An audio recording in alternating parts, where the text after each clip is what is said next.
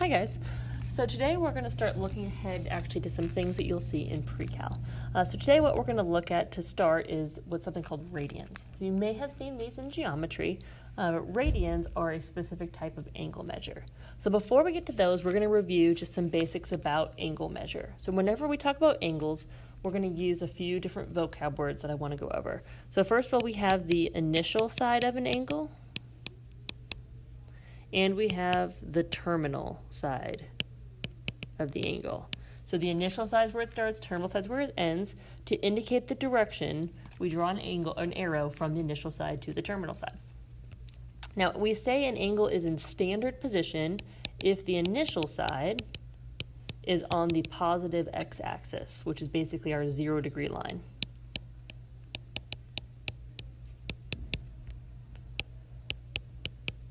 So that's when we say that an angle is in standard position, so basically at 0 degrees.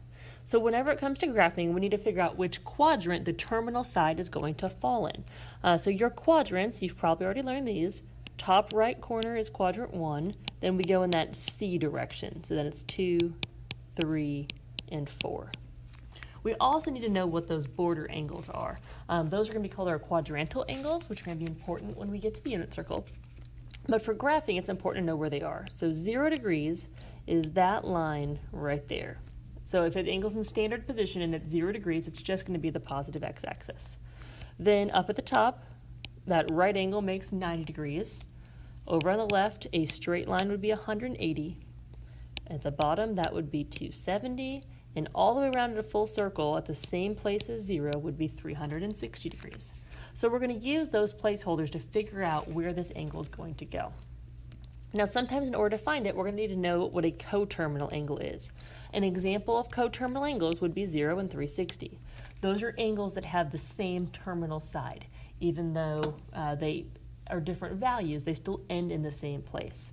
So to find, not conterminal, that's a typo, coterminal angles, what we would do is we would add or subtract 360 degrees to be able to find a coterminal angle. So coterminal angles share the same terminal side. And just these will make it easier to, we'll need to find one sometimes in order to be able to figure out which quadrant our angle is going to end in. So for example, let's look at 137 degrees.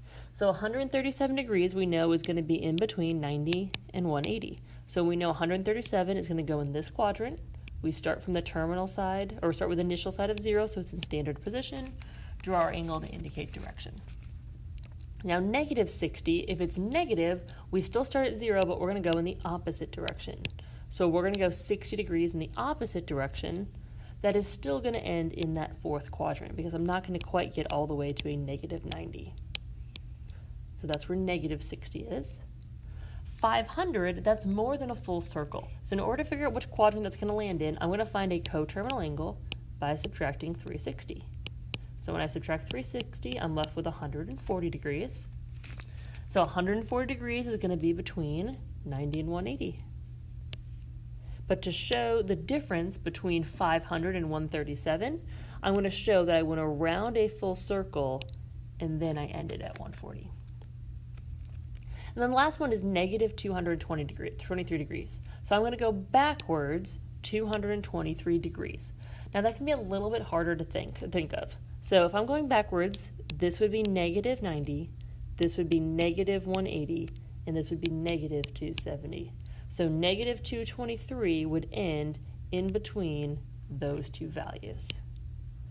Another option here, if you had trouble figuring out which quadrant it was in, you could find a coterminal angle by adding 360, and that would give you a positive number to work with, which may be easier for you. But I think it's a little bit faster if you're comfortable going in that negative direction, because once we get to radians, it might be a little bit easier for you. All right, so now let's talk about reference angles. So a reference angle is something that will make finding our trig values a little bit easier. So we're going to start by finding these with degrees because they're a little bit simpler. So a reference angle has to have 3 things that are true. It's acute, it's formed by the terminal side and the x-axis. That's really important. And then it's always going to be positive. So if it's negative, we're going to use the positive value. So to find the reference angle for 50 degrees, I'm going to go ahead and draw 50 degrees. 50 degrees would end in quadrant 1. And that angle is the reference angle. Because it's acute, it's made with the terminal side and the x-axis, and it's always positive. So now let's try 130 degrees. So 130 we know is in between 90 and 180, so this is 130. But that's not my reference angle. What I want for the reference angle is the angle that's acute and made by the terminal side and the x-axis. And I want to use a smaller marker there to show this. So this part right in here, that's my reference angle. So I know it's 130 degrees to get to the terminal side. I know it's 180 all the way at that line. So the difference between those, that's my reference angle. So the reference angle for 130 degrees is 50 degrees. All right, now we'll look at negative 140. So let's try and graph this first. So negative 140, I'm going backwards 140 degrees. So I'm going backwards 90, not quite to 180. So that's a negative 140. But the reference angle is the distance between the x-axis and the terminal side. And again, it's going to be the positive value. So if I've moved 140 degrees this way, and it's 180 to that line, the gap between them is 40 degrees. So my reference angle here is 40 degrees. All right, then this last one's 705. So in order to find what that is, I need to find a coterminal angle. So let's start by subtracting 360. Which puts me at 345 degrees. So I can figure out where that is. 345 degrees is going to be in quadrant 4 because it's not quite to 360, but it's past 270. So this is a 345 degree angle. But again, the reference angle is going to be the part in between the terminal side and the x-axis. So if it's 360 all the way around and it's 345 to that line, the gap between those points would be 15 degrees. Now what reference angles help us with is they help us with our trig values. What's going to be true if you were to find the sine or the cosine or the... All right, so we're going to go ahead and look at radians now. Oh, I lied to you. We're going to do one more thing before we look at radians. So we're going to look at some of these trig values and why reference angles can help us. So when we talk about reference angles, this is what I was trying to say earlier. Sorry, I got cut off. So what we're going to do is if you were to try to find the sine or the cosine of 150 degrees, that value is going to have the same absolute value as the sine or cosine of its reference angle. So the positive or negative sign will be different, but the absolute values will be the same for any angle that has the same reference angle. So what we're going to do is we're going to go ahead and find some trig values and just review some of the trig that you guys did in geometry. So to start, we're going to find the exact values of the 6 trig functions of an angle whose terminal side passes through the point 4, -3. So I'm going to start by drawing a picture. So it says that the terminal side passes through the point 4, -3. So I'm going to draw that point, and then I'm going to draw that angle. Now, because we're talking about reference angles, what I'm going to do is I'm going to turn this into a triangle with the x-axis because our reference angle is the acute angle in between the x-axis and the terminal side. So now, what I know on this triangle, that's a 90-degree angle. I've gone to the right 4. I've gone down -3. I can find the hypotenuse of this triangle using Pythagorean theorem. This is one of those Pythagorean triples, so that hypotenuse would be 5. So now from this triangle, I can find the sine of theta, the cosine of theta, and the tangent of theta. So the sine of theta is the opposite over hypotenuse of that angle. So if you remember your trig, it's so, ca, toa. So sine is opposite over hypotenuse. So opposite of that theta is -3, hypotenuse is 5. Cosine, the adjacent, would be 4/5. Tangent would be opposite over adjacent. So those are your 3 trig values. Now there actually are 3 more that you may not have seen in geometry. If you did see them in geometry, you would have learned that they are whoops, I missed my H. Cow. What those 3 are the reciprocal trig functions. All right, so each of your trig functions actually has a reciprocal. So sine of theta is opposite over hypotenuse. Well, sine has a reciprocal called cosecant, that is abbreviated CSC. Cosecant is just hypotenuse over opposite. So the cosecant of theta is -5/3. Cosine has a reciprocal, so it's normally adjacent over hypotenuse. So cosine's reciprocal is secant. Secant is abbreviated SEC. So that is hypotenuse over adjacent. So secant of theta is 5/4. So it's hypotenuse over adjacent. Then tangent is probably the easiest reciprocal to remember. Tangents is called cotangent. So tangent goes with cotangent. And if tangent was opposite over adjacent, cotangent is adjacent over opposite. So the reciprocal of tangent is cotangent. Now the biggest thing that gets mixed here is flipping cosecant and secant. The way I like to see it is that every pair has the word co one time. So sine goes with cosecant. Cosine goes with regular secant. So each pair has co one time. Tangent goes with cotangent. So don't match up cosine with cosecant. That's probably the biggest mistake. All right, so now, for real, we're going to go ahead and look at radians.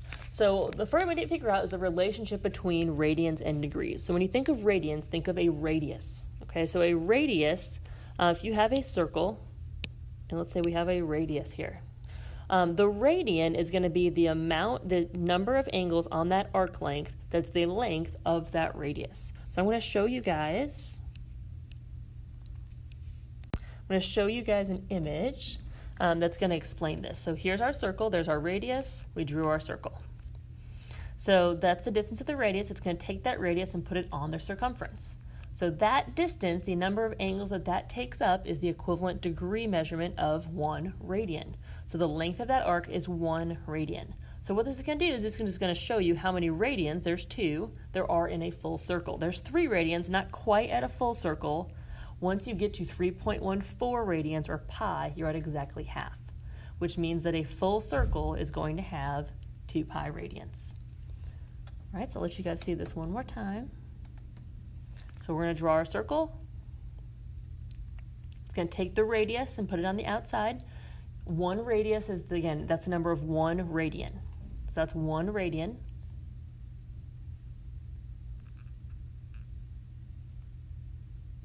Then you'll see 2 radians. So again, taking that same distance of the radius and moving it, there's 3 radians.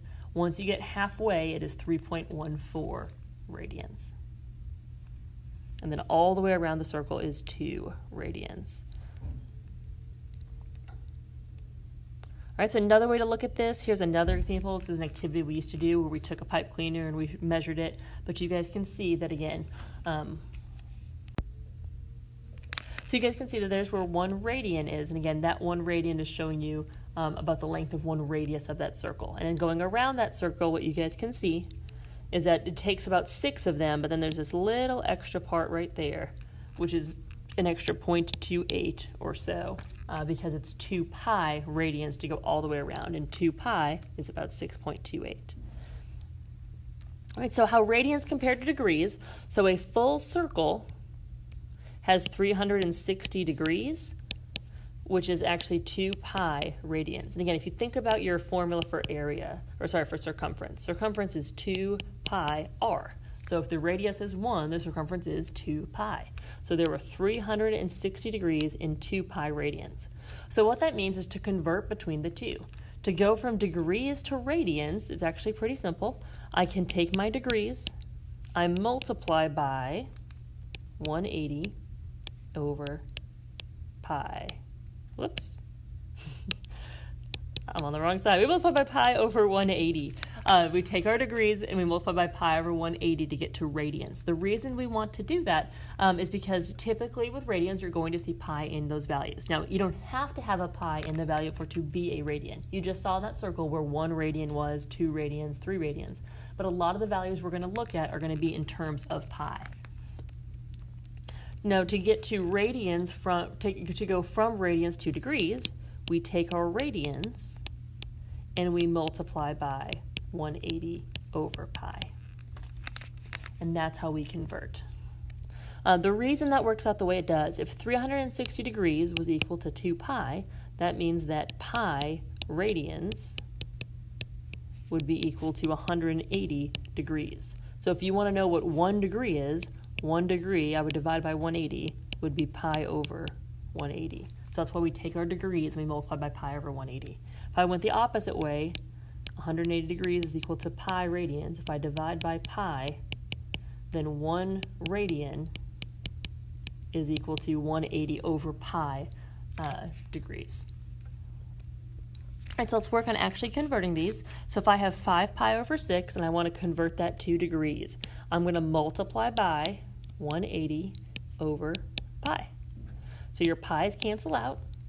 And then from here, I just need to simplify this fraction. It's a little bit easier if you reduce it ahead of time going diagonally. So both 6 and 180 are divisible by 6. 6 would leave me left with 1. This would leave me left with 3, or 30. So 5 times 30 is 150 degrees. Going the opposite way, I would take degrees, I would multiply by pi over 180. So I'm left with 330 pi over 180, which I can simplify to 33 pi over 18, which can then simplify again to divide both by 3 to 11 pi over 6. All right, so that's converting between the two. So the last thing we're going to look at is how to actually, and that's the thing that I showed you guys, that's what we're going to look at is how to actually graph a radian. So this is probably the most important part. All the stuff we've kind of done before this is really helping you understand this part right here. So what we're going to do is we're going to take this radian value and we are going to draw it in the correct quadrant and we're going to find the reference angle. Now, if you are comfortable with fractions, all of these steps at the top, you might not need those. But those steps at the top are there to help you if you struggle with understanding which quadrant this angle should fall in. So if you guys remember when we talked about angles, we said that this was 0, 90, 180, and 270. Well, in radians, the equivalent radians there, we already know 0 is still 0, 180 is pi, so all the way around would be 2 pi, which is 360. Halfway between 0 and pi at 90, 1/2 pi, which we'll write as pi over 2. And then 270 we're going to replace with 1.5 pi or 3 pi over 2. So those are your quadrantal angles in radians. So to figure out which quadrant it's going to go in, the first thing we're going to do is we need to determine, do we need a coterminal angle?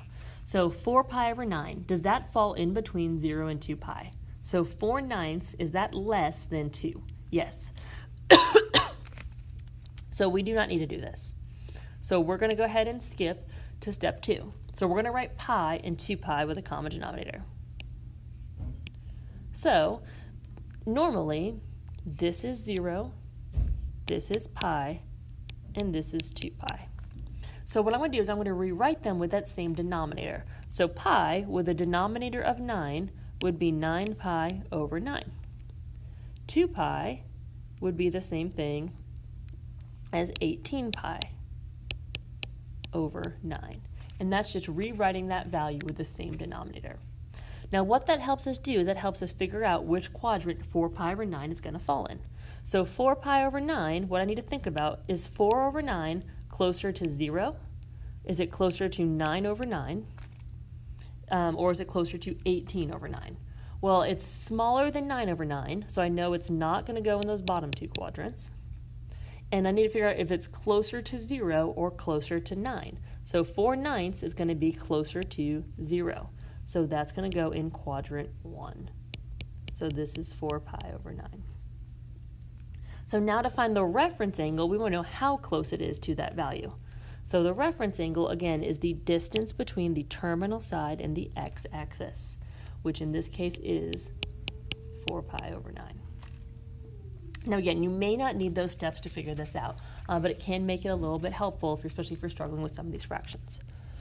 So now let's look at -5 pi over 8. All right, so negative 5 pi over 8, I'm going to find a coterminal angle to make this a little bit simpler so I don't have to worry about negatives.